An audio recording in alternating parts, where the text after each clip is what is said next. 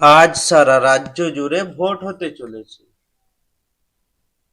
294 আসনের মধ্যে 142টি আসনে ভোট হবে, কারণ 152 আসনে প্রথম দফাতেই ভোট হয়ে গেছে। দ্বিতীয় দফার ভোট মূলত দক্ষিণবঙ্গের বড় বড় জেলাগুলিতেই ভোট হচ্ছে। যে আসনগুলিতে ভোট হচ্ছে সেগুলি হলো: কলকাতায় 11 আসন, উত্তর 24 পরগনায় 33 আসন, দক্ষিণ 24 পরগনায় 31 আসন, হাওড়ায় 16 আসন, হুগলিতে 18 আসন, নদিয়ায় 17 আসন, পূর্ব বর্ধমানে 16 আসন।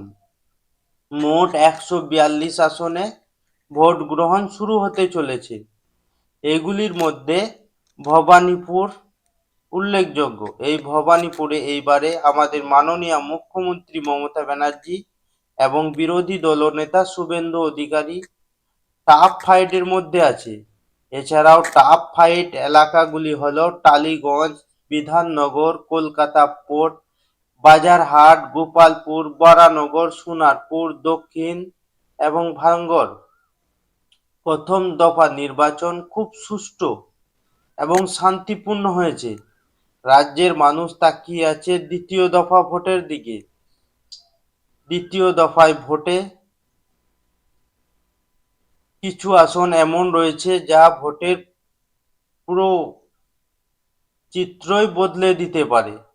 কিছু জায়গায় রুলিং পার্টি ভালো রকম স্ট্রং আছে, আবার কিছু জায়গায় অপোজিশন চ্যালেঞ্জ খুব জোরদার আছে।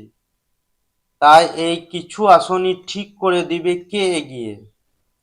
প্রথম আসনগুলিতে প্রত্যেকে 100-র ওপর দাবি করলেও দ্বিতীয় আসনগুলি প্রত্যেককে সরকার গঠনে ভালোভাবে সাহায্য করবে। তাই জোর লড়াই খুব টক করে চলছে।